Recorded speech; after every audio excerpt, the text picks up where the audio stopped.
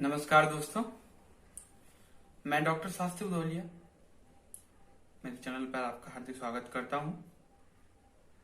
चूंकि बहुत सी समस्याओं के कारण कई बच्चों ने मेरे से कहा है कि आप कॉम्पिटिटिव एग्जाम के लिए साइंस पर वीडियोस बनाइए, तो मैं आपके लिए वीडियोस लाया हूं। सबसे पहले सिंपल सर्कुलेटरी सिस्टम पे लाया हूं, परिसंचरण तंत्र पर। चूंकि परिसंचरण तंत्र के बारे में बात करेंगे तो परिसंचरण तंत्र क्या होता है? कशेरुकी एवं अकशेरुकी, कॉर्डेट एंड नॉन कॉर्डेट में, जैसे कि मनुष्य एवं अन्य उच्चजंतुओं में परिसंचरण के लिए एक सिस्टम पाया जाता है, तंत्र पाया जाता है, जिसमें ब्लड का बहुत बड़ा रोल होता है, रुधिर का बहुत बड़ा रोल होता है, जो कि ब्लड ट्रांसफर के लिए कई प्रकार के कार्य से होते हैं।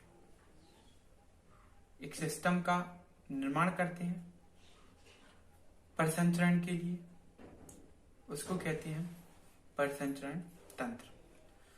तो परिसंचरण तंत्र के देखेंगे तो उसमें रुधिर का बहुत बड़ा रोल है।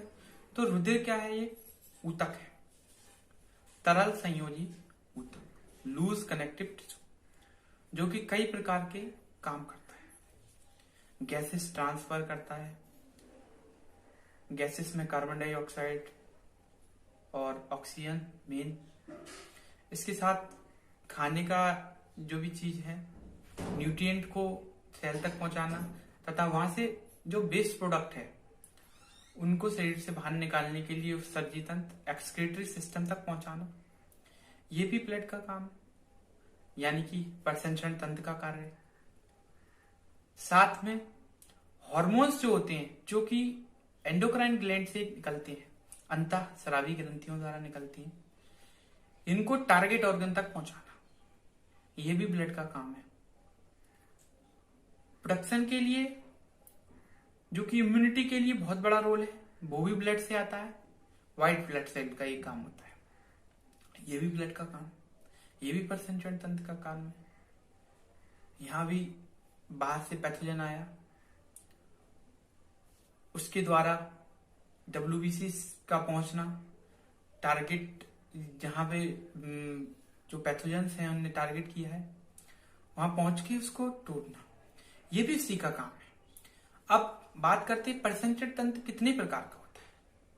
तो परिसंचरण तंत्र दो प्रकार का होता है, सर्कुलेटरी सिस्टम दो प्रकार का होता है। एक खुले प्रकार का परिसंचरण तंत्र, खुला परिसंचरण तंत्र, या ओपन सर्कुलेटरी सिस्टम, जो कि मेन देखते हैं लोअर कॉर्डेट और नॉन कॉर्डेट में पाया जाता है। जैसे कि तिलचट्टा है, कीट है, पतंगे और प्रॉन, इनमें ये पाया जाता है। तिलचट्टे चूंकि क्या होता है कि इसमें बंद भी होता है और क्लोज भी होता है। इसमें क्या मतलब, बंद क्लोज से क्या संबंध?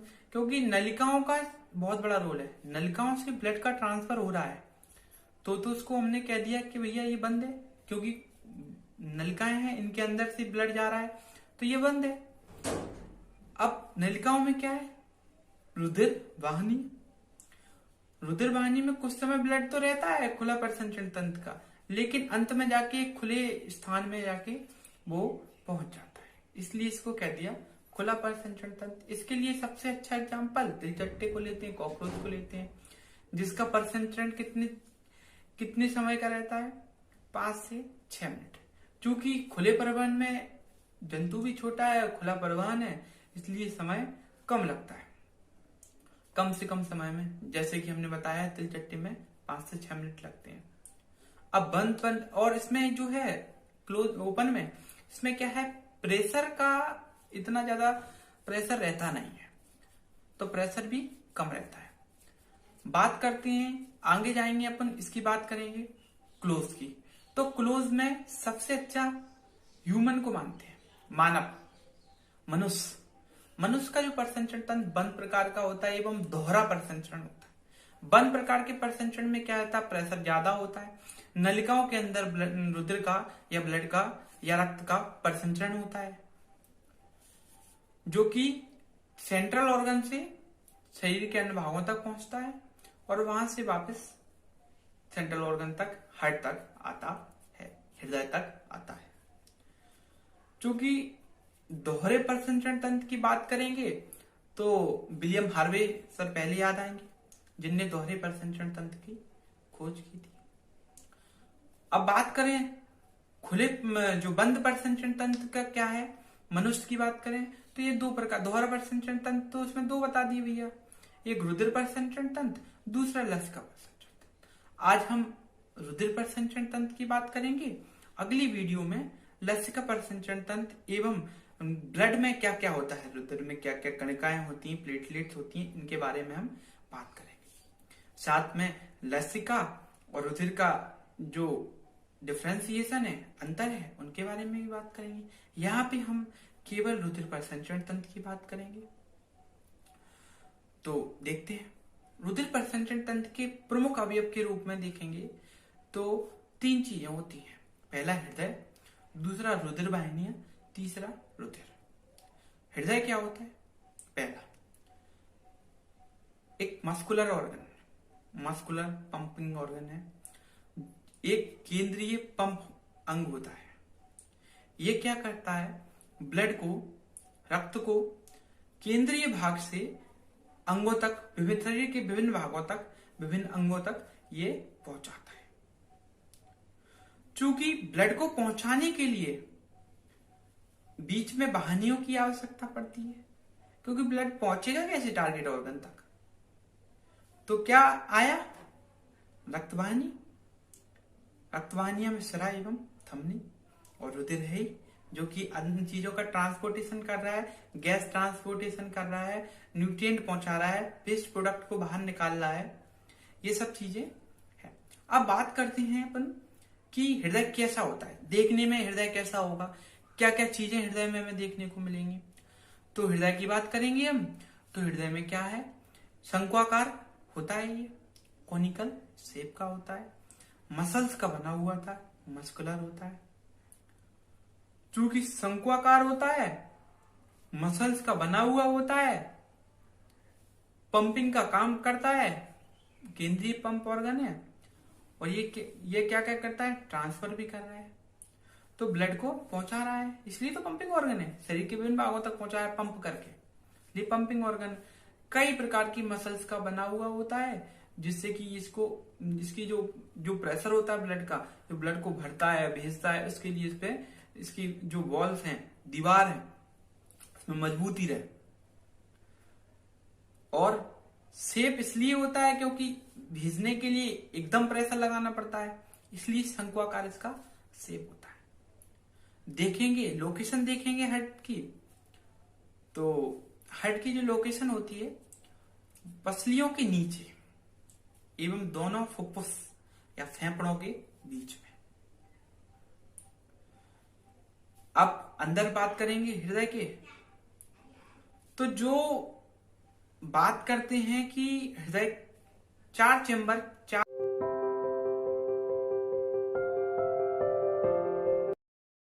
चैम्बर्स होते हैं, उसके 4 हिस्से होते हैं, 2 अलिंद और 2 निलय, दाएं अलिंद दाएं निलय, बाएं अलिंद बाएं निलय। दोनों अलिंद दाएं बाएं अलिंद आगे की ओर होते हैं, दोनों निलय पीछे की ओर होते हैं, जो उसका शंक्वाकार हिस्सा या एपेक्स पार्ट बनाते हैं। दोनों अलिंद के बीच में एक पर्दा पाया जाता है, एक सेप्टम पाया जाता है, कपाट पाया जाता है, उसको कहते हैं, चूंकि अलिंद को एट्रियम या ऑरिकल भी कहते हैं, निलय को वेंट्रिकल भी कहते हैं, तो कंफ्यूज ना हो। ऑरिकल भी मिल सकता है कहीं जगह पे लिखा, और कई जगह पे लिखा एट्रियम मिल सकता है, तो घबराने वाली बात नहीं। अब बात करते हैं कि एट्रियम में क्या है। अब एट्रियम में जैसे ही अपन बात करते हैं तो दोनों एट्रियम के दाएं अलिंद और बाएं अलिंद को विभाजित करने के लिए, सेपरेट करने के लिए, अलग अलग करने के लिए एक पर्दा पाया जाता है बीच में, उसको कहते हैं अंतरा अलिंद भित्ति। इंटर एट्रियल या ऑरिकुलर, इंटर ऑरिकुलर सेप्टम। ऐसे ही निलय के बीच में पाया जाता है इंटर वेंट्रिकुलर सेप्टम या अंतरा निलय कपाट। ठीक है, अब बात करते हैं, चूंकि बात आगे आते हैं, इतना तो हो गया भैया ब्लड कहां से आएगा, तो इसके लिए दो अलिंद और निलय, अलिंद और निलय, जैसे कि ये वाला पार्ट है, ये अलिंद है, ये अलिंद है, ये निलय, ये दोनों हो गए।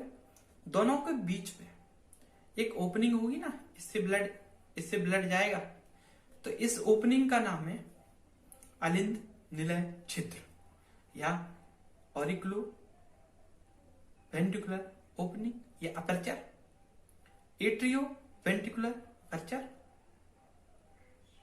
ठीक है, इस पे बाल पाए जाते हैं, कपाट पाए जाते हैं, इसको कहते हैं एट्रियो। दाएं साइड में दाएं नाम आ जाएगा। इसमें दाएं साइड में क्या होता है, दाएं अलिंद दाएं निलय के बीच में तीन चंद्राकार कपाट पाए जाते हैं,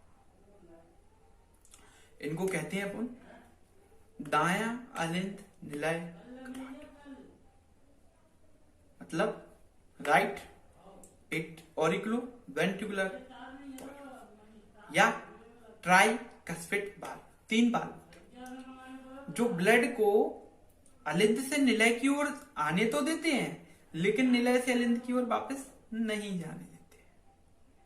ये इनका बाएं साइड में 2 चंद्राकार बाल्ब होते हैं, 2 सेमिनल बाल्ब होते हैं, उनको कहते हैं अपन लेफ्ट ऑरिकुलो वेंट्रिकुलर बाल्ब या माइट्रल बाल्ब। ठीक है, जो बाएं अलिंद से बाएं निलय तक ब्लड को जाने तो देते हैं, लेकिन निलय से अलिंद में ब्लड आने नहीं देते। अब बात करें कि अलिंद में ब्लड आता कहां से है, फिर उसके बाद बात करेंगे कि निलय से ब्लड जाता कहां है।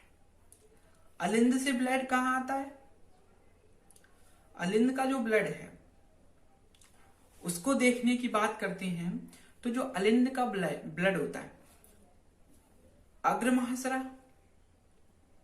और पश्च महासरा, जो सुपीरियर वेना केवा भी बोलते हैं जिसको, अग्र महासरा को, और पश्च महासरा को बोलते हैं इंफीरियर वेना केवा।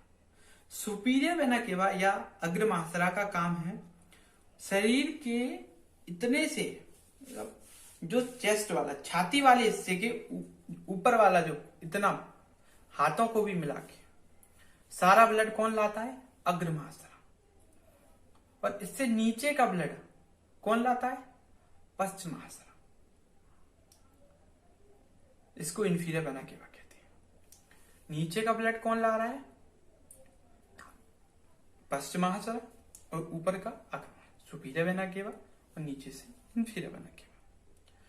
इतनी बात हुई।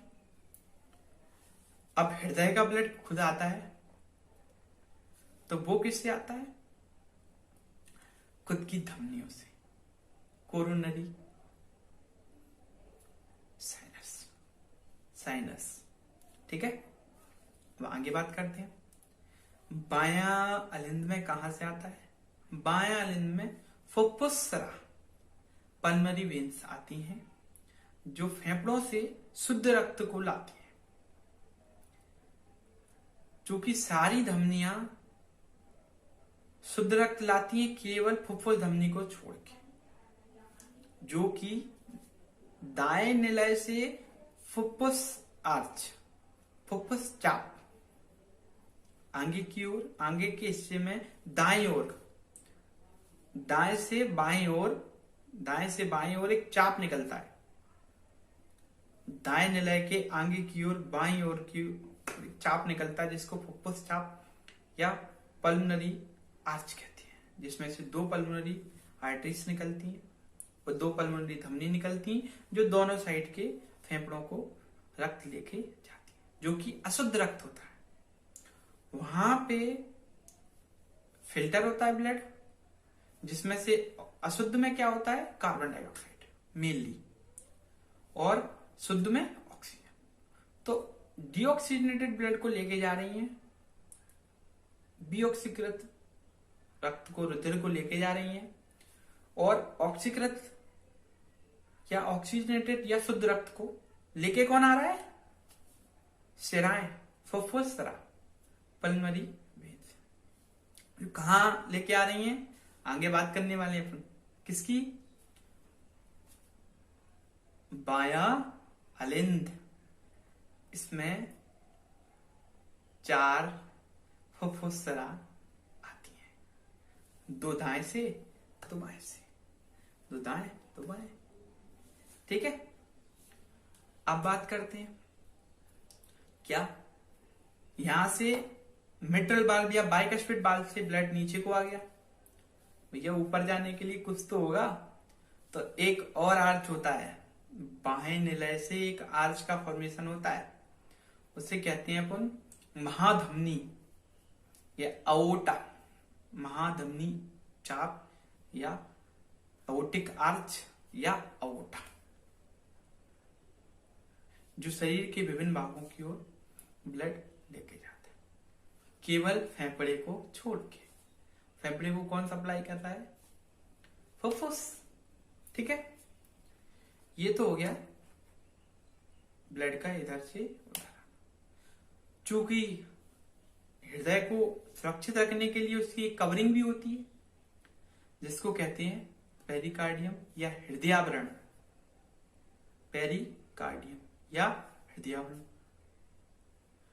जो कि झटके लग रहे हैं, चोट लग रही है, इन सब झटकों से हार्ट की रक्षा कर रही है। ठीक है, अब बात करते हैं आगे, चूंकि केवल हृदय की बात हुई, हृदय में भी अभी अपरसंचरण होता कैसे है, तो ब्लड भैया निलय में 2 प्रोसेस होती है, सिस्टोल एंड डायस्टोल। सिस्टोल को संकुचन, प्रकुंचन, प्रकुंचन, और डायस्टोल को अनुशीतलन कहते हैं। जब निलय संकुचित होते हैं तो इसको प्रकुंचन या सिस्टोल कहते हैं।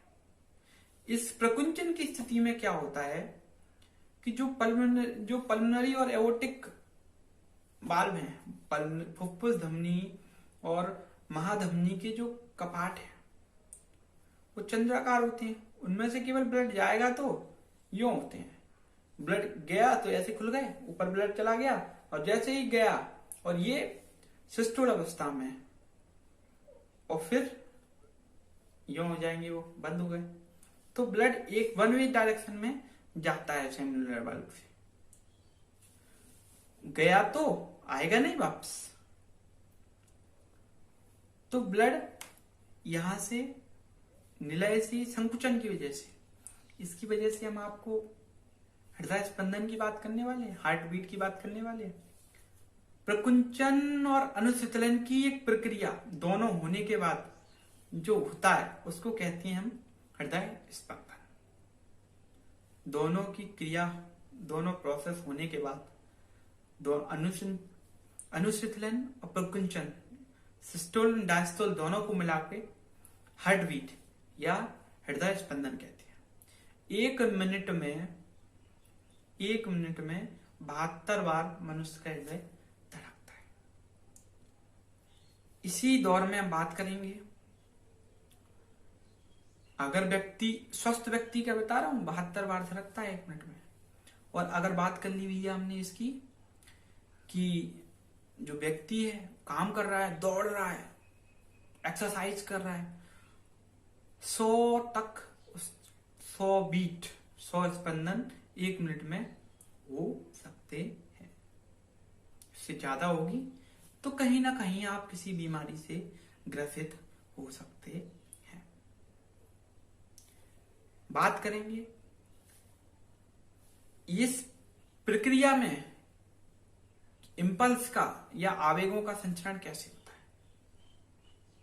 तो हृदय के पास, खुद के पास एक पेसमेकर होता है,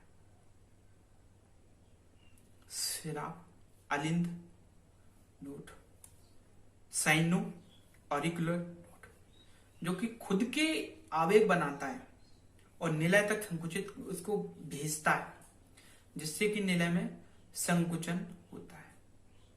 ऐसे नोड एट्रियोवेंट्रिकुलर नोड, अलिंद निलय नोड पे, फिर उसके बाद बंडल ऑफ हिच, फिर पुरकिंजी फाइबर और पूरे हृदय में पहुंच जाता है। इससे संकुचन की स्थिति या प्रकुंचन की स्थिति बनती है, जिससे कि ब्लड धमनियों में चला जाता है। फिर उसके बाद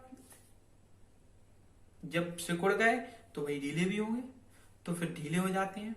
फिर उसके बाद अलिंद से ब्लड निलय में भर जाता है। उस ढीले होने को अनुशीतलन कहते हैं, इसको डायस्टोल कहते हैं। चूंकि ये सब चीजें हम समझ चुके हैं। हाँ, एक बीट में, एक स्पंदन में 70 ml 70 मिलीलीटर रक्त जाता है, जिसे स्ट्रोक वॉल्यूम भी कहते हैं। ठीक है, एक स्ट्रोक मतलब एक पंपिंग में इतना ब्लड धमनियों में गया, 70 ml स्ट्रोक वॉल्यूम। ठीक है, इतना हो गया। अब बात करते हैं, इतना हमने हृदय के बारे में जाना। अगर आपको और ज्यादा डिटेल में चाहिए, क्योंकि इतने से ही क्वेश्चन बनते हैं, और अगर आपको इससे भी ज्यादा डिटेल चाहिए हमें मैसेज कीजिए, मैं आपके लिए एक और वीडियो बनाऊंगा, उसमें हम इसका डिटेल बता देंगे। इसके बाद बात करते हैं रुधिर वाहिनी। तो रुधिर वाहिनी 3: धमनी आर्टरी, सिरा वेन और रुधिर किस्काएं, ब्लड कैपिलरीज।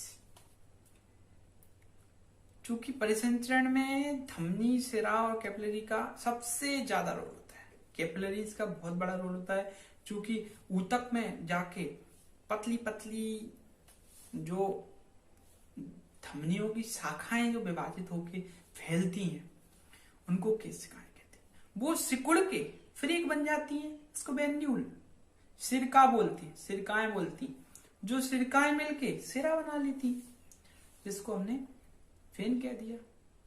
क्योंकि धमनी की जो दीवार होती है अपेक्षाकृत सिरा के मोटी होती है, लचीली होती है, और जो इनका स्पेस होता है, जो कैविटी होती है, वो कम होती है, सक्रिय होती है।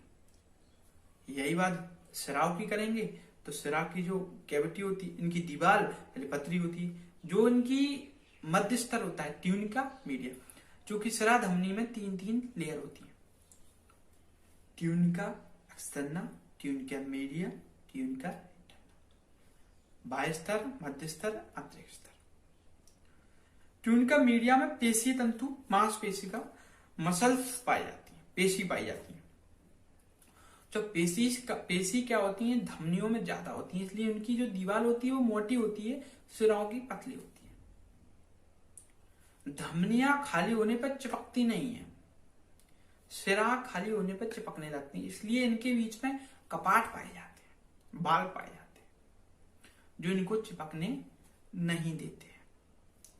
चूंकि बात करते हैं हम इसकी कि धमनियां, सारी धमनियां शुद्ध रक्त लेके जाती हैं, ऑक्सीजनेटेड ब्लड, किसको छोड़ के, फुफ्फुस धमनी को। फुफ्फुस धमनी पहले बता चुके, इसको पल्मोनरी आर्टरी भी कहते हैं। ये ब्लड कहां लेके जाती है, ये ब्लड लेके जा रही है किसके पास, फेफड़ों के पास, जहां पे रक्त का शुद्धिकरण होगा या गैसेस का आदान प्रदान होगा, जहां पे गैसेस का ट्रांसफर होगा। इसकी वजह से डीऑक्सीजनेटेड ब्लड या बीऑक्सीकृत ब्लड, जो रक्त जो गया है वो शुद्ध होके ऑक्सीकृत रक्त में कन्वर्ट हो जाएगा। गैस एक्सचेंज हुई, ऑक्सीजन आ गई, हीमोग्लोबिन में ऑक्सीजन के साथ बाइंडिंग कर ली, मिलाव कर लिया, और भैया वापस किसके थ्रू? सिरा के थ्रू। फुफ्फुस, सिरा, ये भी अपवाद है। सारी सिराएं अशुद्ध रक्त लाती हैं, केवल किसको छोड़ के? फुफ्फुस को।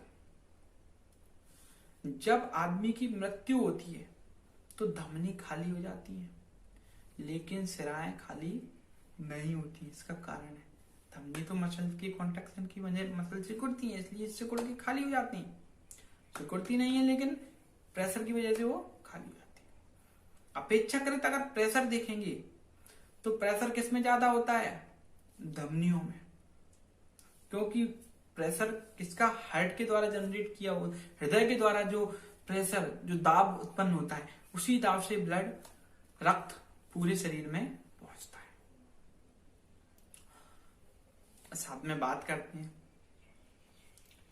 जो बॉडीज देखने को मिल रही है हमें। इसके बाद धमनी सिरा की बात हुई, इसके बाद बात करते हैं कैपिलरीज की। तो कैपिलरी या फिर रक्त केशिकाएं, रुधिर केशिकाएं, सबसे छोटी इकाई होती है रुधिर परिसंचरण तंत्र की। रुधिर केशिका, रुधिर वाहिनियों की सबसे छोटी इकाई रुधिर केशिका या कैपिलरीज। जब धमनियां आर्टेरियोल में या धमनिकाओं में कन्वर्ट होती है, फिर उसके बाद और छोटी, जैसे ऊतक में जाएंगी और छोटे छोटे पतली पतली महीन महीन शाखाओं में विभाजित हो जाती है। इनका काम क्या है? जो भैया रुधिर परिसंचरण तंत्र का काम है कि जो ब्लड है, ये ब्लड का जो ट्रांसफर हो रहा है, ब्लड से किस चीज का ट्रांसफर कर रहे हैं? गैस एक्सचेंज तो फुफ्फुस धमनी ने कर लिया, पोषक पदार्थ और नाइट्रोजन बेस्ड प्रोडक्ट उत्सर्जी तंत्र तक भी पहुंचाना है। तो जो ग्लूकोज वगैरह, फैटी एसिड वगैरह जो खाने की चीजें तुम लाए हो, वो कौन लेके आया है? रुधिर। कहां देगा? अंग को, ऊतकों को, और ऊतक में कैपिलरीज जाती है। कैपिलरीज से क्या हुआ? कैपिलरीज से आदान प्रदान हुआ, जो कि रुधिर परिसंचरण तंत्र का सबसे महत्वपूर्ण हिस्सा किसको मानते हैं? रुधिर केशिका। इसके बाद बात करते हैं हम जो इकट्ठा हुआ है। अब ये केशिकाएं, कैपिलरीज, महीन शाखाएं मिलके सिरकाएं बनाते हैं, इसको वेन्यूल्स भी बोलते हैं। कई सिरकाएं मिलके सिरा का फॉर्मेशन कर लेती हैं, जो वापस हृदय के पास रक्त को लेके चले जाते हैं। इतना कंप्लीट। इसी दौर में हम बात कर लेते हैं रक्तदाब की। रक्तदाब का क्या है कि जो ब्लड प्रेशर है, इसको एस हेल्स ने 1733 में घोड़े में नापा था। पहली बात, एस हेल्स 1733, घोड़े, हॉर्स में, ठीक है। चूंकि जो प्रकुंचन सिस्टोल, अब जब हृदय को मापा जाता है तो प्रकुंचन और अनुशीतलन दोनों को देखते हैं। तो प्रकुंचन कितना होना चाहिए? एक एवरेज मेडिकल स्टूडेंट की लैंग्वेज में कहें तो 110 से 140 तक नॉर्मल मानते हैं, ठीक है। डायस्टोल या अनुशीतलन 70 से लेके और 90 तक, 70 से लेके 90 तक, 65 से 90 तक मान लेते हैं, ठीक है। ये तो हो गया ऑन एवरेज। अब अगर किसी का 150/90 150/90 लगातार रह रहा है, लगातार बना हुआ है, कई समय हो गया, तो इसको हम हाइपर टेंशन या उच्च रक्त दाब कहते हैं। इसके कई कारण हो सकते हैं।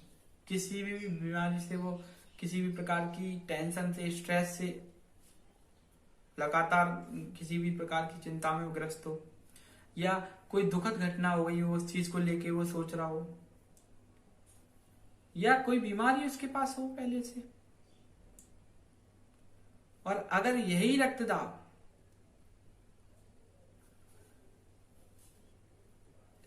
110/50 mmHg इसकी नापने की इकाई है, mmHg।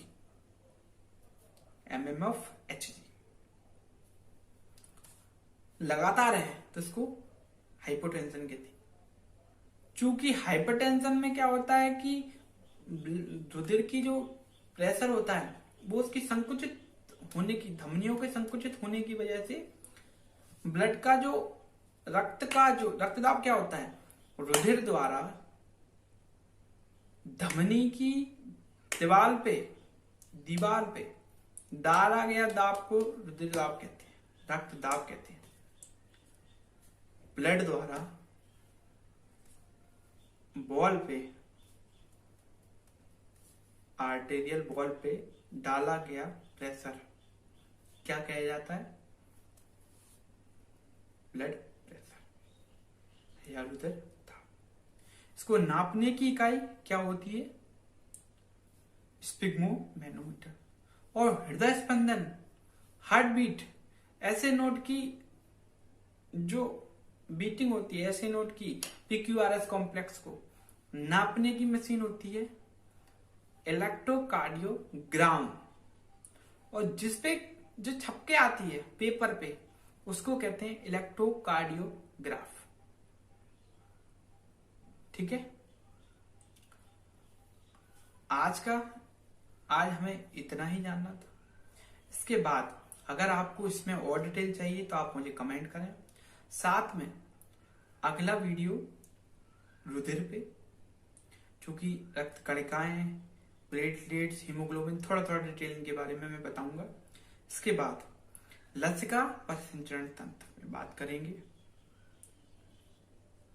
और ओटी भी लगाने का हम प्रयास करेंगे कि जितनी ओटी हो जाए हमसे, कोशिश करके हम उतनी ओटी आपको लगाने का प्रयास कराएंगे।